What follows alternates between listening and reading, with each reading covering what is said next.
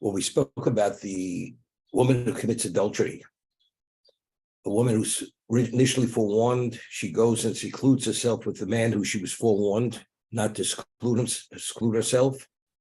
And there's a question whether she committed adultery or not. And the Torah uses the term ish, kisista ishto. It repeats the word ish. Pasuk Yud Beis. Dabrel b'nei Yisrael v'marta lehem ish kisista ishto. Umol abal. So Rashi goes to explain what does it mean kisista ishto from the word sotah, but here it's spelt with a sin, not a samach. Shem Rabbeinu and amenafim noafim achitikonos ben ruach shtus. People who commit adultery, the adulterer and the adulteress, only a level of foolishness or instability came upon them. The chsiv kisista, meaning if they would have considered the level of transgression and the consequences of this behavior, a person has to have their head examined to get involved in this kind of situation. She's a married woman, she has a husband. It's a breach of the relationship. If the children, whatever it is, it's something which is difficult to rationalize. It's only because they're caught up in the heat of the moment, the passion, therefore they cross those lines. So there's a degree of temporary insanity. Ruach shtus, it's a spirit of foolishness. That's why the Torah uses the term sister. The shin and samach are interchangeable, depends where you put the dot. It's like shota. There's a degree of instability over here. Only that person would cross these lines. The chsiv, Bel Noaf Isha Chasalev, quotes the Pasuk in Mishlei, person commits adultery with a woman, it's like he's lacking intelligence. Pshut mikro kister taught me darki tznius, means she veered from the ways of modesty, the tichoshe beinov, and therefore as well that she's suspect in the husband's eyes whether she violated the relationship.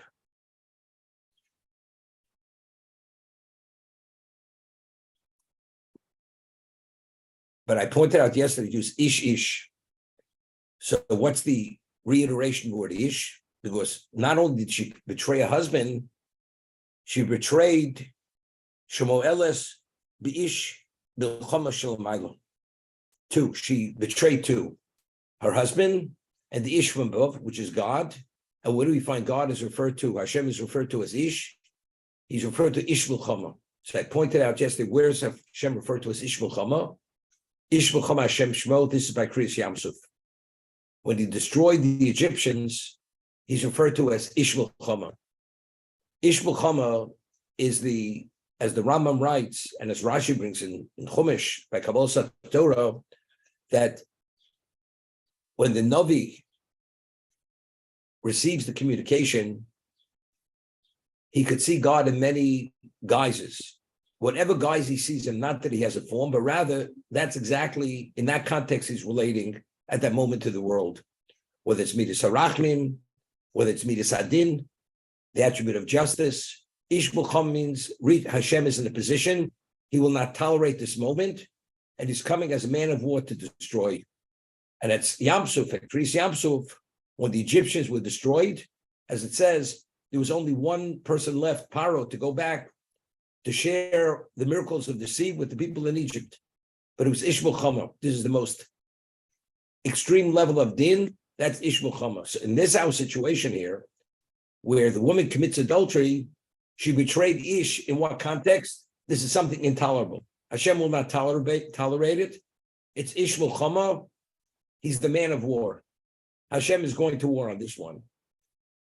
Why am I spending so much time? Because over here, when the Torah says the process, if she claims her innocence, she has to undergo a certain process, the Sotah process, bringing the meal offering, which is barley, made of barley grain, which normally a meal offering is wheat, not barley. So we'll see that in a moment why it's barley. But I skip to Pasuk Yud Zayin. Lokach HaKohen Mayim Kedoshim. Perakei, Pasuk Yud Zayin.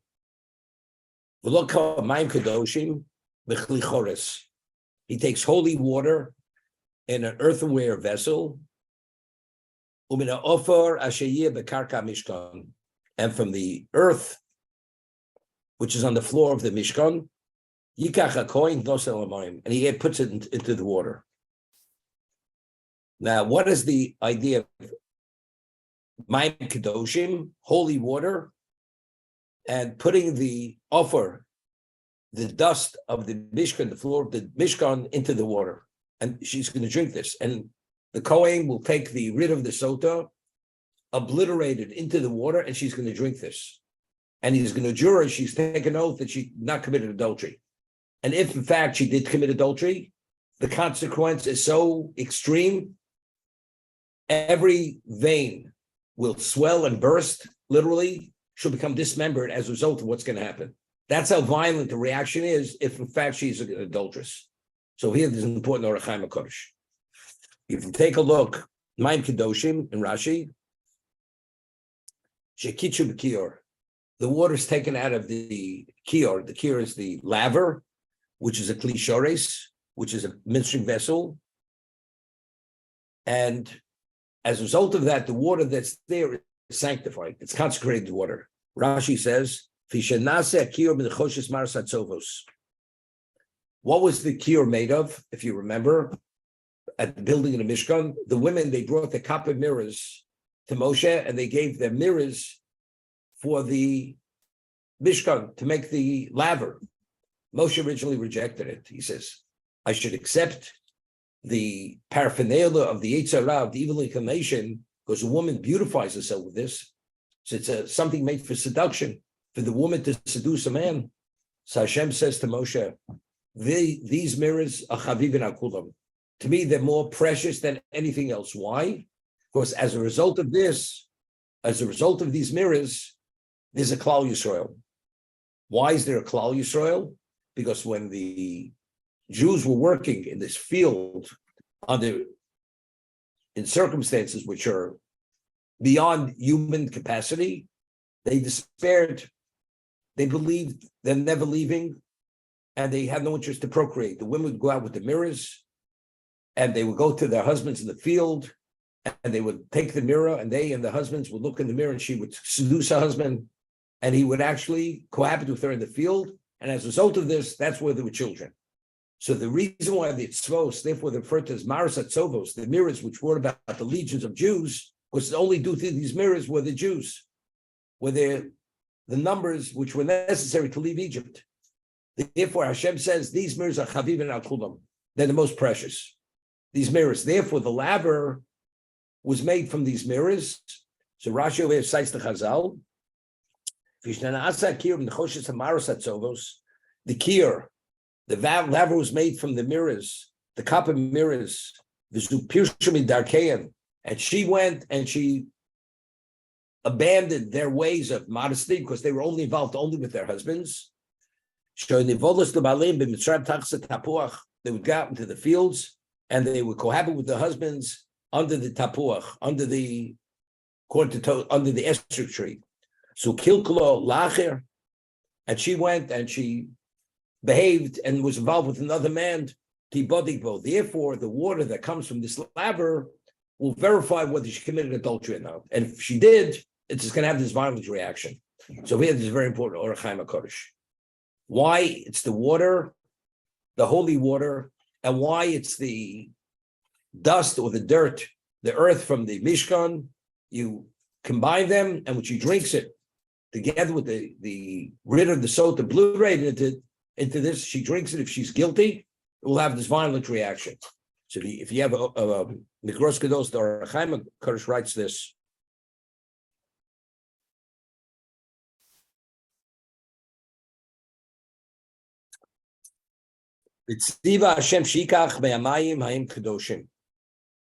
Hashem says you must take from these holy waters. Yikru Kadoshim. Why are they called Kadoshim? Why are they called holy? Because these waters, being in the Mishkan is the location of the Shekhinah, of the divine presence. He says, and from here we have an appreciation about these waters particularly. He says, what I'm going to say here is not contradictory what Chazal tell us, that the reason why they were called Kedoshim is because they were consecrated in the laver, which was a ministry vessel. What I'm going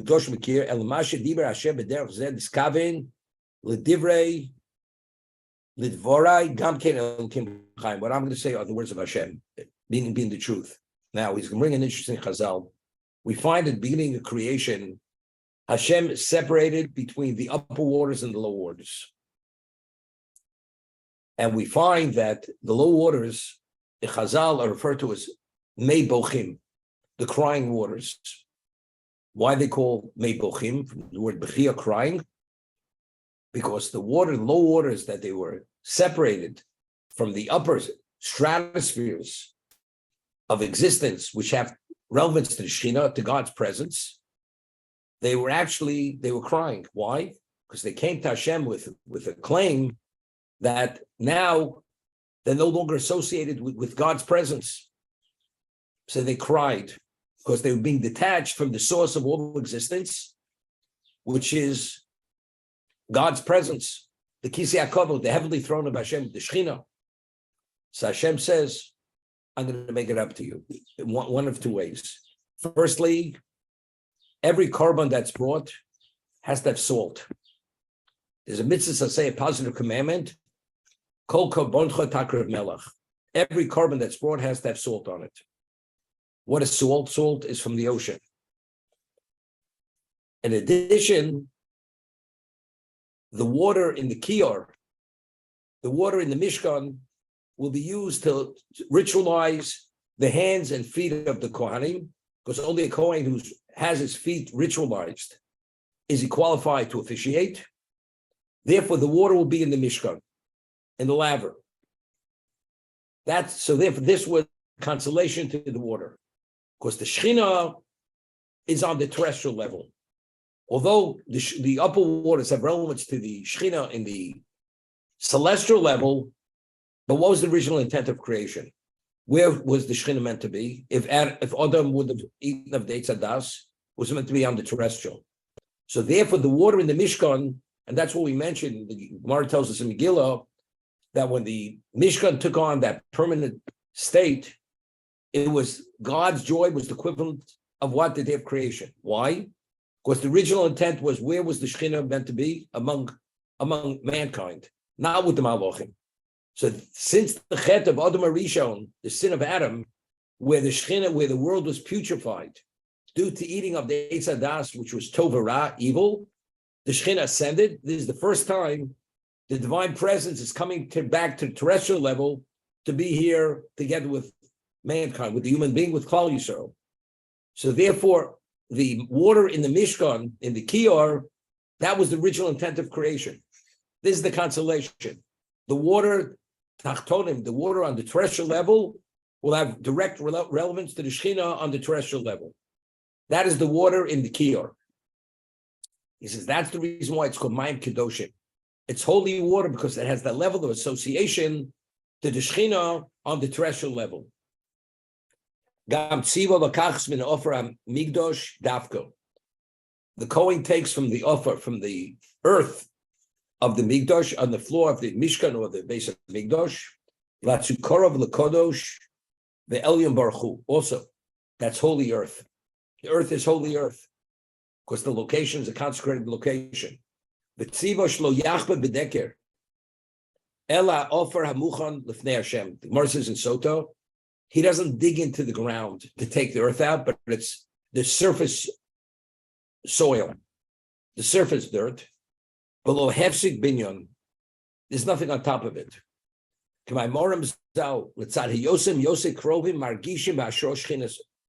Why? Because if it's the upper layer of earth, it's directly exposed to the Shekhinah. If you have to dig into the ground, that means there's an upper level of earth covering the lower level. This is directly exposed to the Shekhinah. This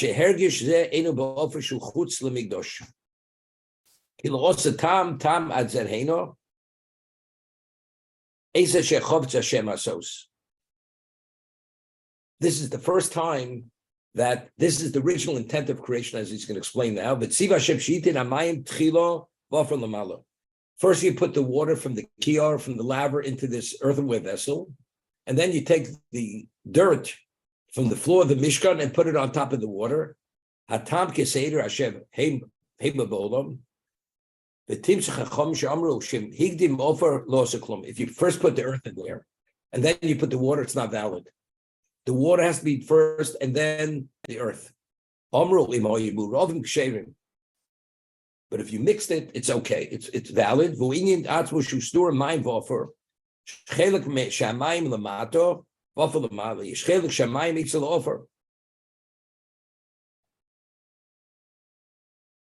Okay, see, just get 1 moment.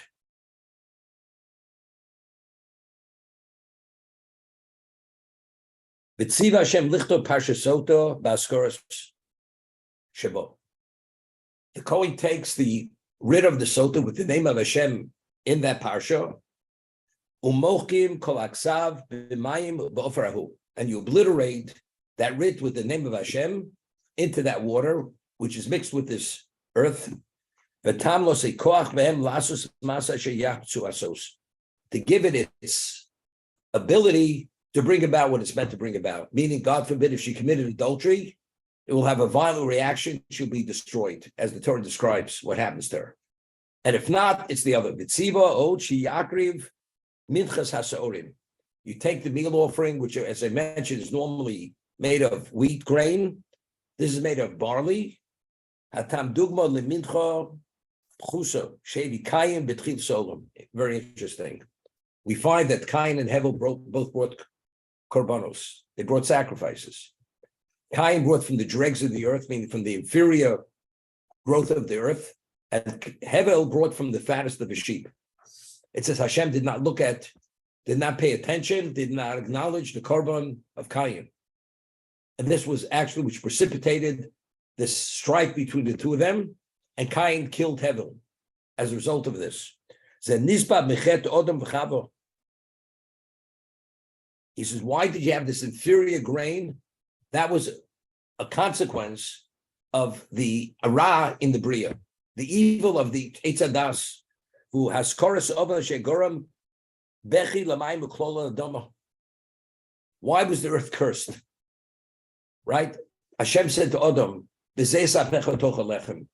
you will eat bread by the sweat of your brow. Meaning the earth itself naturally gave forth its bounty without any involvement.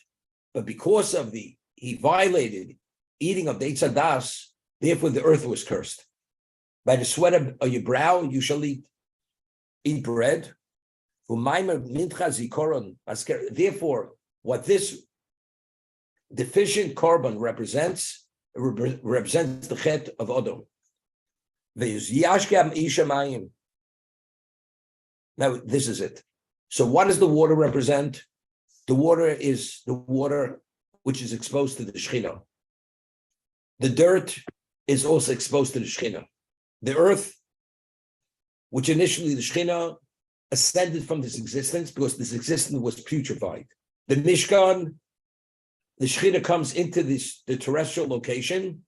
The water is associated with the Shekhinah, and the earth is associated with Shekhinah, which initially was the intent of creation, pre-sin of Adam. Okay? When the woman drinks this water and goes into her innards, with the name of Hashem obliterated into that water, the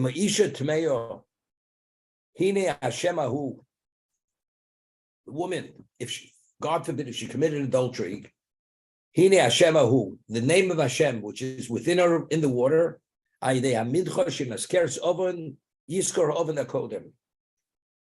bringing that mincha reminds Hashem of that original sin, the sin of Adam. Because we say it's made of barley, this is animal fodder. This is a deficient grain. You morim. They become bitter. They become violent. Ki yiskru yigonam b'chisam. V'Hashem boches dimosam. They remembered the pain and the crying, and Hashem had removed the tears because this was the consolation. You will be in the laver, and the earth in the Mishkan will be within the proximity of the Shekhinah, which is the original intent of creation. Isha Tameyo Tesoviv Morosum. She's the cause of the water having this violent reaction. Literally, it'll destroy her innards. It'll obliterate them. Because the woman herself, she's the cause of that original crying. Right? She was seduced by the ancient snake in the Gan Eden. We'll see in a moment. He seduced her, firstly, to eat of that fruit. As a result of the name of Hashem within that water, it will take its revenge. What was the chet of Chava? With the spiritual pollution of the Nochosh.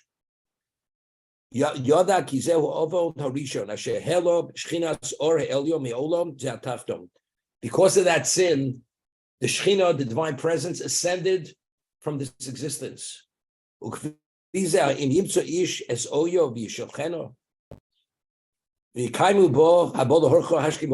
the principle of what? Of self-defense. If somebody comes upon you, God forbid, take your life, you have an obligation to take the life of your attacker. The water will take its revenge, and the what and the earth. Why? Because the woman originally, when she took of the Eitz Hadas, that was the cause of the Shekhinah to detach itself from the earth and from the water. Because originally the water on the terrestrial level was meant to be exposed to the Shekhinah. Because the intent of divine presence was to be on the terrestrial level, not on the celestial level. Even although it says Mayim Morim, but it's the water together with what? Mixed with the earth.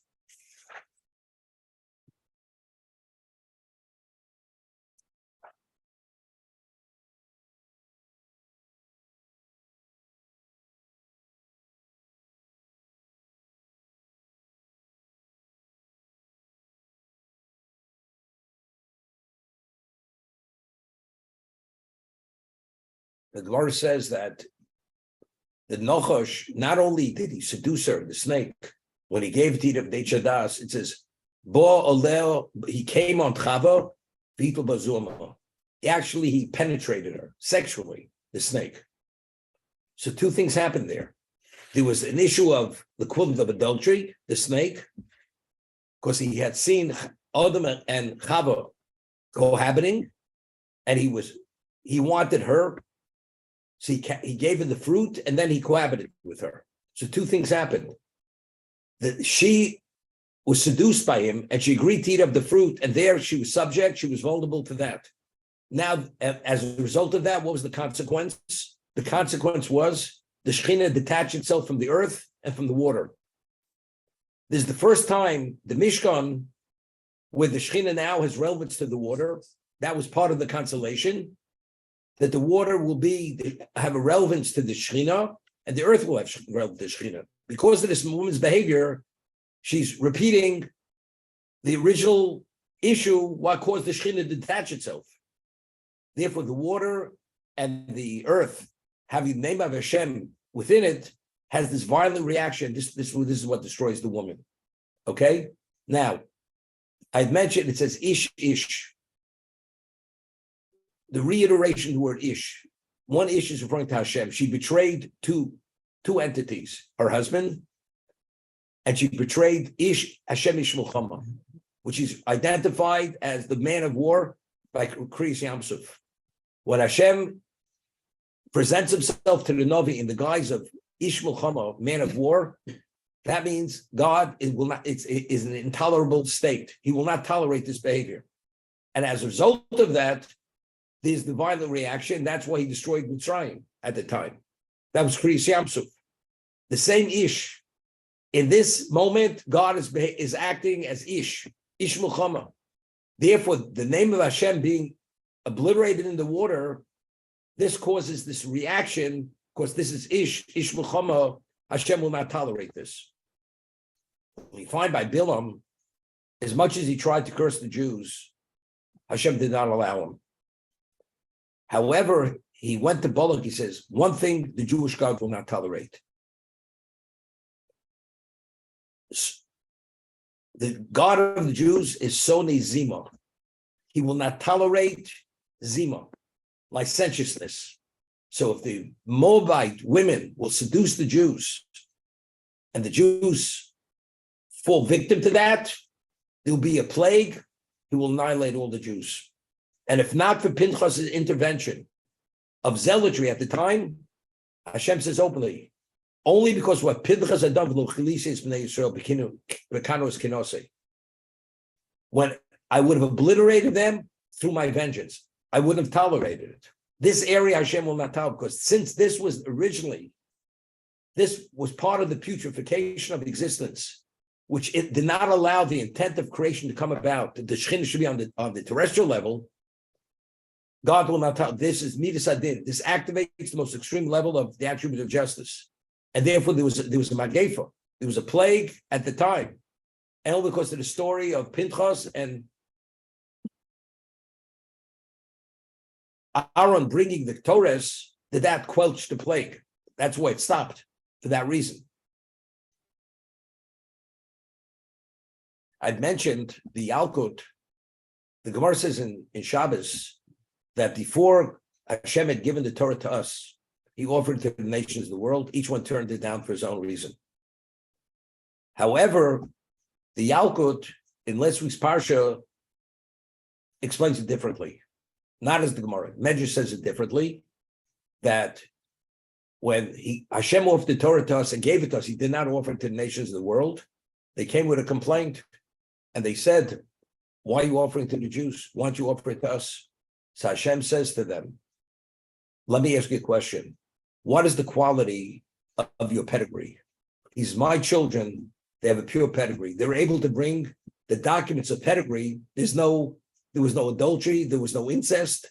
They're pure. They're pure of a pure pedigree. You people, you're all issues of adultery and incest. Therefore, you have no relevance to my Torah. This was Hashem's response to the nations of the world. And this is what we said by Yisrael. The Jews brought their documents of pedigree, and each one was identified as the child of the father. The wife was not violated in Egypt. And when the nations of the world heard this, they said a posuk from Mishlei, Kamu v'noseh v'yashua. Kamu v'ner v'yashua. The children stood up and they extolled her. They extolled the virtues of the mother, never hearing, they couldn't believe that this is possible. Because every one of them, they crossed all those lines. Again, we see this. That the product of that kind of behavior, which is what we call zima, which is licentiousness, adultery, incest, God will not tolerate it. Because that was the cause initially, that contributed to the putrefaction of existence, which caused the Shekhinah to detach itself from this existence. The Torah itself, that is the catalyst. The Zohar says, the Torah and the Jewish people and it are intertwined with one another. So what is the connector? What allows us to be connected to Hashem? The catalyst is the Torah itself. So if that is the catalyst for the Shekhinah, that's only if you yourself have no relevance to what happened with Chava. So the Sotah, who her misbehavior, committing adultery, God forbid, is really replicating what Chava had done with the name of Hashem obliterating that water. Therefore, it has this violent reaction. Therefore, it's Ish Vilcham. Ish. Hashem is here depicted as Ish, the man of war. This is something he will not tolerate for a moment. There's something miraculous happened in Egypt. The Jews are slaves. The Jews are the chattels of the Egyptians. The Egyptians torture us, persecute us, kill us. They have total domination over our existence. And yet not one Jewish woman was violated by an Egyptian man in Egypt, except one woman, which she brought upon herself. So it was a miracle. There was a special divine protection on all Jewish women. Even the Jewish women were attractive women. no less attractive than the Egyptian woman. And here they could have violated them, and they did not. It was a miracle. Why? So Chazal tell us that when Avram went to Egypt, he originally had hidden Sotah, because she was so beautiful, she was taken to the palace of Pharaoh to be taken at it as his wife, and he wanted to violate her. The moment he tried to go near her, Sotah Imenu says to the angel, "Hach," smite him, and he was smitten. Immediately, Pharaoh understood this woman is a holy woman, and she's a married woman. He can't go near her. Sotah would not allow this man to touch her. She would not allow herself to be violated. But it wasn't so simple. If Sotah would have succumbed to the temptation, she would have been the queen of Egypt. The queen of Egypt was the height of civilization. So Chazal tells us in the merit that she would not allow Paro to go near her, in the merit of that, she retained her purity, which was her modesty. All her granddaughters in Egypt, and the location is Egypt, no Egyptian will approach a Jewish woman. She will merit divine protection, not to be violated.